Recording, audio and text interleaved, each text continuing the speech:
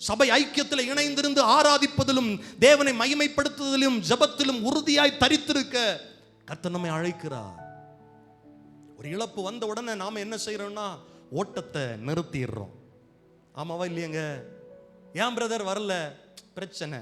சூனேமியாள் பிரச்சனையின் மத்தியில தான் ஓடுறா, பிரச்சனையோடு தான் ஓடுறா, இழப்போடு தான் ஓடுறா. ஆனா விசாரிக்கிறவங்ககிட்ட என்ன சொல்றா? எல்லாம் சரிதான். உங்களை விசாரிக்கிறவங்ககிட்ட நீங்க சொல்லணும் எல்லாம் நல்லா தான் இருக்கு. நான் யாரை தேடி போறேன் தெரியுமா? யாரை தேடி ஓடி போறேன் தெரியுமா? யாரை ஆராதிக்க போறேன் தெரியுமா? அவர் என் சூழ்நிலையை மாற்றுகிறவர். அதி சீக்கிரத்தில் நீங்கும் இந்த லேசான உபத்திரவம் மாறி போகும். இன்னுமா சர்ச்சுக்கு, இன்னுமா ஆராதனைக்கு? ஓட்டத்தை நிறுத்தாதீங்க. கர்த்தர் உங்களோடு இருக்கிறார்.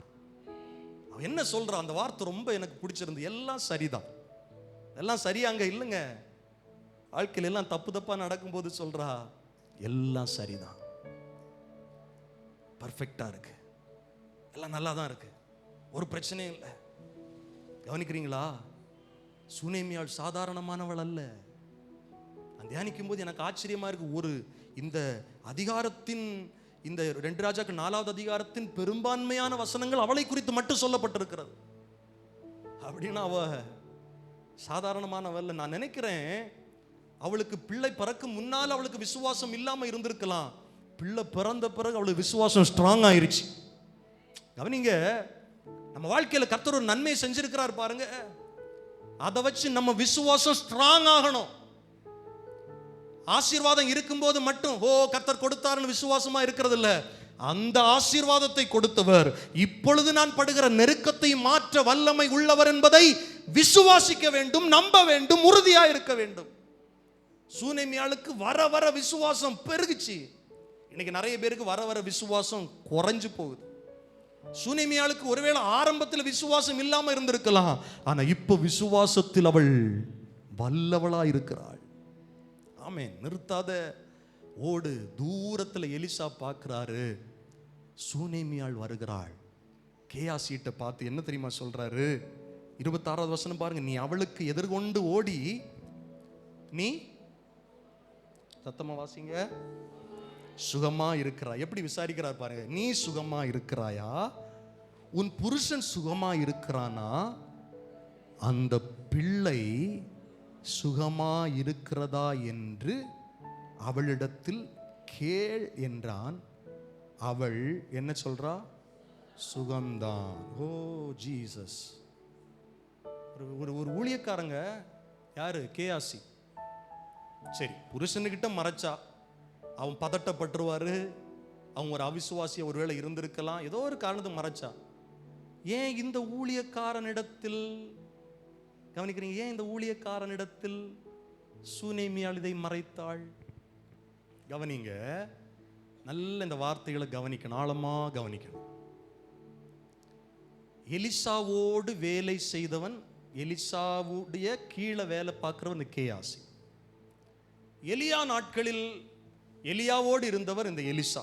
எலியா இருக்கும் வரையிலும் ஒரு வேலைக்காரனாக, எலியாவுக்கு கைக்கு தண்ணீர் வார்க்கிற ஒரு சாதாரணமான வேலைக்காரனாக இருந்த எலிசா, எலியாவுக்குள் இருந்த ரெட்டிப்பான வல்லமையை கேட்டு இப்ப ரெட்டிப்பான அபிஷேகத்தோடு ஊழியம் செஞ்சுட்டு இருக்கிறார்.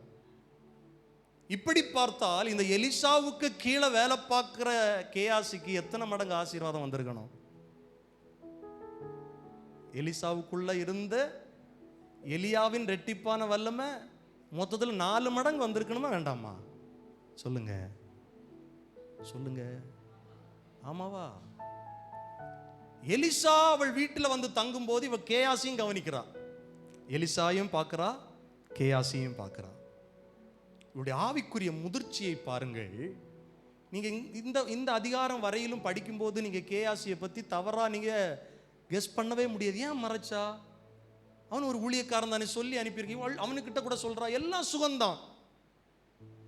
ஒரே வார்த்தையில சொன்ன. சிலரை பார்த்தீங்கன்னா நம்ம விசாரிப்போம், அவர் எப்படி இருக்கிறாரு, இவர் எப்படி இருக்கிறாரு, ஹஸ்பண்ட் எப்படி இருக்கிறாரு, ஒய்ஃப் எப்படி இருக்கிறாங்க, இன்னும் பிள்ளை எப்படி இருக்கு, வேலை எப்படி இருக்கு, பிசினஸ் எப்படி இருக்கு, குடும்பத்தில் அவங்க எப்படி இருக்கிறாங்க. அவங்களுக்கு வேண்டாம் இருப்பான், எல்லாம் நல்லா தான் இருக்கிறாங்க. ஆக்சுவலாக அப்படி தான் சொல்கிறா. எல்லாம் சரிதான், எல்லாம் சுகம்தான். கவனிங்க, இந்த கேயாசியை குறித்து இவளுக்கு ஒரு பார்வை இருந்தது. நான் சொல்ல எல்லார்கிட்டையும் நம்ம காரியங்களை சொல்லக்கூடாது. கேயாசியை பத்தி பைபிள் என்ன தெரியுமா சொல்லுது? நான் சொன்னேனே, எலிசாவுக்குள்ளாக இருந்த வல்லமை ரெட்டிப்பாய் கிடைக்க வேண்டிய இந்த கேயாசி என்ன தெரியுமா செஞ்சாரு? நாகமான், நம்ம திரும்ப அதை போகும்போது அந்த பகுதியை ஆழமா தியானிப்போம். இன்னும் நாகமானுடைய விஷயத்தில், நாகமானுக்கு சுகம் பெற்ற விஷயத்துல கேயாசிக்கு கண் எங்க தெரியுமா இருந்தது? பணம், காணிக்கை. எலிசா சொல்லி அனுப்புறார் நாகமான்ட்டு, நான் உன்கிட்ட ஒன்றும் வாங்க மாட்டேன், ஓடி போயிரு, உனக்கு பெற்ற சுகத்தையும் கொண்டு ஓடி போயிரு. இவர் போய் வாங்கிட்டு வர்றாரு கேயாசி. கேயாசிக்கு பணத்தின் மேல ஆர்வம், ஆனா எலிசாவுக்கு எலியாவுக்கு உள்ள இருந்த ரெட்டிப்பான அபிஷேகத்தின் மேல ஆர்வம். எத்தனை பேருக்கு புரியுது நான் சொல்றது? ஆவிகளை பகுத்தறிகிற வல்லமை உங்களுக்கு வேணும். பழைய ஏற்பாட்டு காலத்தில் கள்ள தீர்க்கதரிசிக்கு என்ன தெரியுமா தண்டனை? கவனிங்க, ஆண்டவரிடத்துல உடனே அடி. புதிய ஏற்பாட்டு காலத்தில் இப்பொழுது கள்ள தீர்க்கதரிசிகள் இருக்கிறார்கள். ஏன் அவங்களுக்கு தண்டனை வரல? அந்த கள்ள தீர்க்கதரிசிகளை கண்டுகொள்ளுகிற ஆவிகள் பகுத்தறிகிற வல்லமைய விசுவாசிகளாகிய நமக்குள் கர்த்தர் வச்சிருக்கிறார். எவன் கள்ள தீர்க்கதரிசி, எவன் சத்தியத்தை பேசுறான், நாம தான் ஐடென்டிஃபை பண்ணணும். நான் சொல்றேன், பழைய ஏற்பாட்டு காலத்திலே ஒரு தரமான விசுவாசி இருக்கிறாங்க. யார் தெரியுமா? சூனேமியாள். தரமான விசுவாசி. எல்லார்கிட்டையும் போய் ஏமாறுற ஆள் இல்ல. சத்தியம் எங்க இருக்கு அங்க நான் போவேன். கூட்டத்தை பார்த்து போற ஆள் இல்ல இந்த சூனேமியாள். தேவனை பார்த்து ஓடுற ஆளு. எத்தனை பேர் ஆமென் சொல்லுவீர்கள்? அல்லேலூயா. கண்டுகொள்ளுங்கள், சத்தியத்தை தேடி போங்கள். அந்த சத்தியம்தான் உங்களை விடுதலை ஆக்கும்.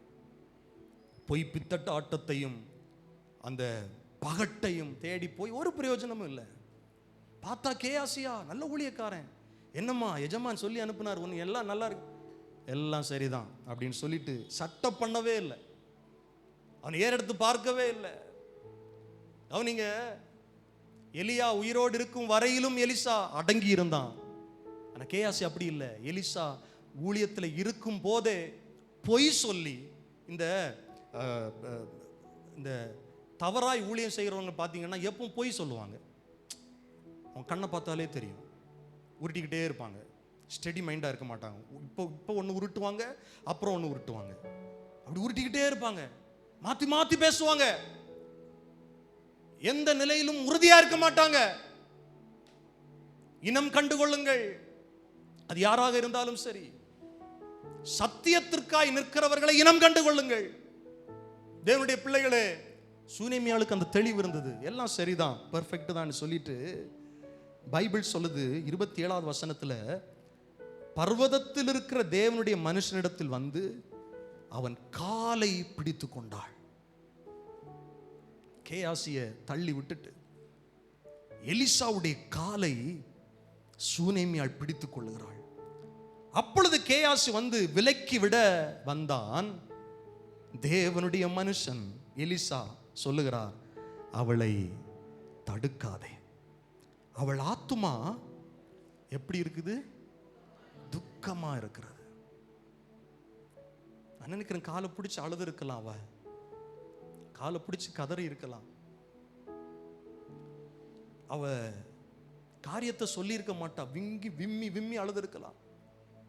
பிரயாணம் எல்லாம், அவள் ஓடுகிற ஓட்டம் எல்லாம்,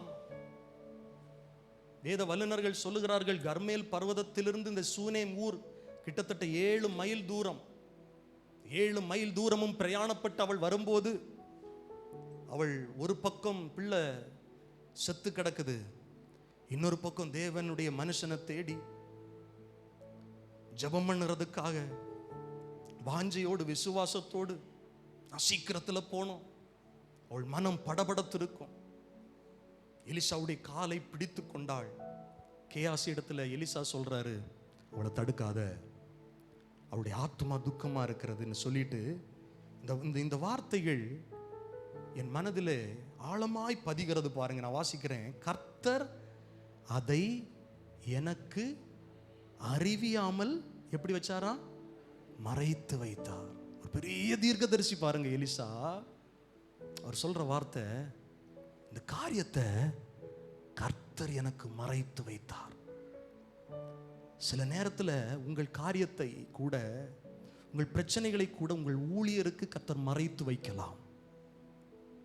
ஏன்? உங்கள் காரியத்தை உங்களிடத்திலே சில நேரம் சொல்லுவாங்க, ஆண்டவர்கிட்ட சொல்லவே இல்லையே. ஐயோ, ஏதாவது ஒரு பிரச்சனை வந்தால் எனக்கு ஒரு சொப்பனத்தில் சொல்லுவார், தரிசனத்தில் சொல்லுவார், வார்த்தையில் வெளிப்படுத்துவார். என்கிட்ட ஆண்டவர் சொல்லவே இல்லையே. சில நேரம் நம்ம சொல்கிறோம்ல. எலிசா சொல்கிறாரு, சூனேமியாளுடைய காரியத்தை கர்த்தர் எனக்கு மறைத்து வைத்தார். கவனிக்கிறீங்களா அந்த வார்த்தையை? சூனேமியாளுக்கு என்ன நடக்க போகுதுன்னு தெரியாது, ஊழியக்காரனுக்கு தெரியாது, தகப்பனுக்கு, அந்த பிள்ளையுடைய தகப்பனுக்கு தெரியாது, அந்த பிள்ளைக்கே தெரியாது, கேயாசிக்கே தெரியாது, யாருக்கும் உலகத்தில் தெரியாது. ஆனால் என்ன நடக்க போகுது, என்ன நடந்திருக்கிறது என்பதை கர்த்தரே அறிந்திருந்தார். ஹல்லேலூயா. ஒருவேளை உங்களுடைய ஊழியக்காரருக்கு இது மறைவா இருக்கலாம், ஆனால் கர்த்தருக்கு மறைவாய் எதுவுமே இல்லை. எத்தனை பேர் ஆமீன் சொல்லுவீர்கள்?